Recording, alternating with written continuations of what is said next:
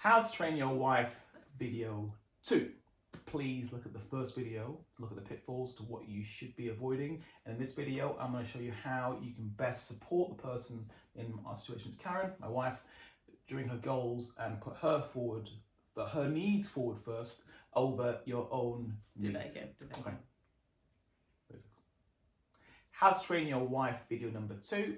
In the first video, we showed you some of the pitfalls to avoid when you're having a conversation with your wife, because you can often not put the client forward first. It's often about the person who's trying to find a way to stick the needle in.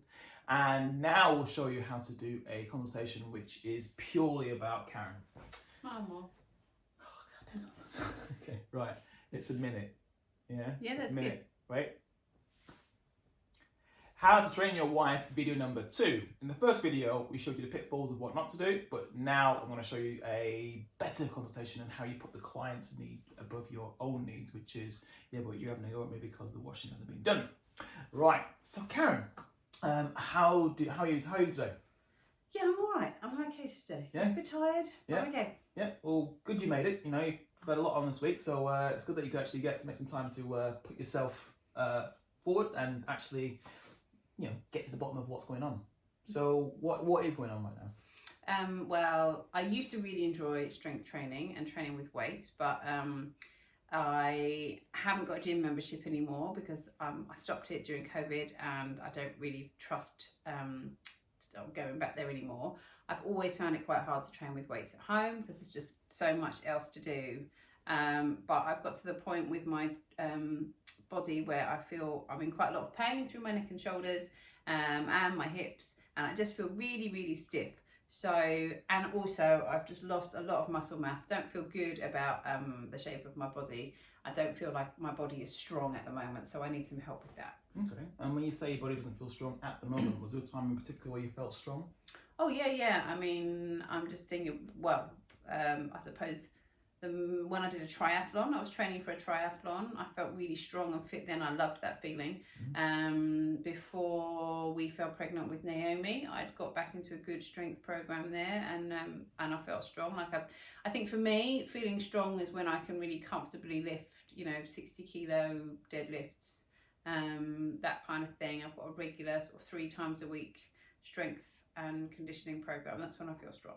So it was 3 times a week that got you to that point where you felt at your strongest? Yeah. And what were you doing in those 3 times a week sessions? I had just a fairly sort of circuit-based program, leg work, back work, some stuff for my shoulders, like rotator cuff work. So it was a combination of weights that you getting to the point of starting to lift stronger weights, but it was also some stuff that helped me with my sort of, I suppose, long-term issues I know I have, like the stiff neck and shoulders and the problems around my hips. Okay, excellent. And you talked about the triathlon. That was a good goal for you to have, was it? Yeah, I really enjoyed training for it. It meant I had to go out and do the training. I was doing training that I wasn't really used to, so I was doing the kind of cycle, run. Obviously I was doing a lot more swimming, but I just loved the fact that I had to do the multidiscipline. So that meant that I was getting out more, and I just felt like my cardiovascular fitness was so much better. At the moment, I just feel really ploddy when I run. So ploddy when you run, and you feel your cardiovascular fitness would help to alleviate that and to get back to where you were. Yeah, but also I know that the strength training would help with the running as well, because at the moment I go for a run and it's a bit, perfunctory, but I do quite often feel quite stiff when I get back, and I'm conscious that as I'm getting older, I've lost quite a lot of muscle mass and a lot of strength, and I'm feeling that now when I'm doing running and things that I enjoy to do. Okay, so you had a pretty good program before, which got you to a point where you felt very fit and very strong, less pain, you were moving better, you felt as if your cardiovascular fitness was sufficient to get you through a run and feel great afterwards without feeling too stiff and ploddy. So what in your life would you say significant events have changed between then and now? Well, other than having children, obviously a fairly major block recently has been lockdown and having to work from home, teach the kids from home, but not teach the kids very well. So I think I've just lost quite a lot of confidence through that whole process. So I've come to that point now. I'm aware that my anxiety levels are really high at the moment, because everything is so changeable. And then to add to that, and it probably all goes together, I've had some problems with my tummy recently. I've had quite a lot of inflammation. So that then means I'm not eating the way that I know makes me feel good. And then it's a bit of a vicious cycle, because if I'm not eating and if I'm tired, and then I almost feel like there's no point lifting weights because I'm not eating enough to build the muscle that I need to. Okay. And are you getting support for that side of things? Your digestion and your... I'm getting some investigation, but I'm not there yet. Okay. Just adding that in, because obviously I'm not saying that this is going to be the fix or the cure for everything. No. But I'm trying to figure out, how do we put a plan together? And also, if I start saying to you, you've got to eat more food, and you feel actually, I don't feel comfortable eating more food, that it's not going to run counterproductive or counterintuitive against. I'm aware that is a block. That is a block with me. But like today, I'm really, I had some porridge and then I had an egg and a piece of toast. So I'm like, yes, winning it today. Ready to go. Excellent. Good. So I think that what we should think about is maybe setting some small goals, first and foremost, and then just seeing where your body is right now, rather than thinking, I've lost muscle mass, I'm not fit, and then each week just building up a bit at a time, and then set them smaller goals, and then we can make some bigger goals later on. Yeah. So I'm aware that you've got a lot of time restraints on your hands, and it would be unrealistic for me to say to you, right, Karen, we're going to train 4 times a week, you're going to do weights three times a week, you're going to do cardio on that one day off, and then in between that you're going to foam roll, you're going to stretch, and I just don't feel that is realistic for where you're at or what you're telling me with your life and priorities as well, and particularly around the home. But lastly, do you feel that you can get some support around that from home, whoever it is, whether it's your husband or whether it's other people in your life right now? It's quite tricky being in lockdown. So I feel that you need a support network around you to help, maybe with kids pickups or maybe drop-offs. And do you have that backup in your head? Or I think if I know, I work best when I say like, okay, this morning a week is when I do my run, for example, or this slot here. So I think now pieces are being slotted back together in terms of work and kids at school, at least for the time being.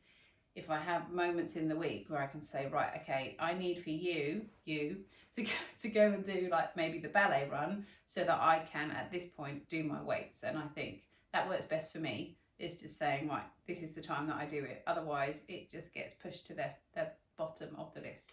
Okay, good. So it sounds as if prioritising your own health and fitness as well is probably a bit of a mental block as well. Yeah, I mean, even I've been trying recently to allow myself like half an hour to sit down and read a book, which is something I just don't do.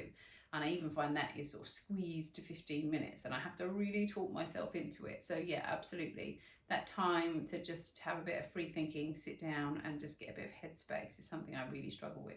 Okay, excellent. Well, I think to wrap up, what we should think about is getting that initial assessment as to where your body is right now. Maybe making an actual plan of, say, Karen time, of where Karen puts in her own time in her schedule and diary, of when that's time for you to actually not just do a workout, but we'll do a workout in those slots, but you actually have it in the diary. Karen time, maybe even put it into your phone as well with an alert that morning. So it's my Karen time. I know, very, very tricky to do. So it reminds you and gets you primed and ready for that moment. Whereas if you just think it's going to be 12 o'clock today for my workout and then it's 5 to 12, it's very hard to then get yourself ready. It's like I know Sunday morning I go for a run or a bike ride. So I then know I've got to sort of fit that in around everything else I'm doing. But you're right, it's getting ready for it rather than thinking, right, I'm going to go for a run. I've got half an hour. But then you spend 15 minutes faffing around, getting changed, trying to find your headphones, trying to do it. So yeah, it's making sure it fits in with the window of what I'm doing on that day. Excellent. Okay, so I think we've got some good goals there which we can start off with, and we will get started as soon as you're ready. Okay. All right. And that's how to do a better consultation. I was keeping myself back out of the conversation, letting Karen do most of the talking. I was just feeding back what she was saying to me and not putting myself in the way. I felt more relaxed as well. I didn't feel so. I felt quite like I was being attacked. No, and sometimes we do that. We do that often, and we think to ourselves, yeah, but it's because that you don't give me enough time to do what I want to do. Or home training is one of the worst things. People often look around the home and think, come up in the corner of the house. Totally. Yeah? So you've got to try and separate it out and feel like you are the person who is just listening and rebounding what they are saying to you. Anyway, that's been our conversation, and we'll see you in the next video.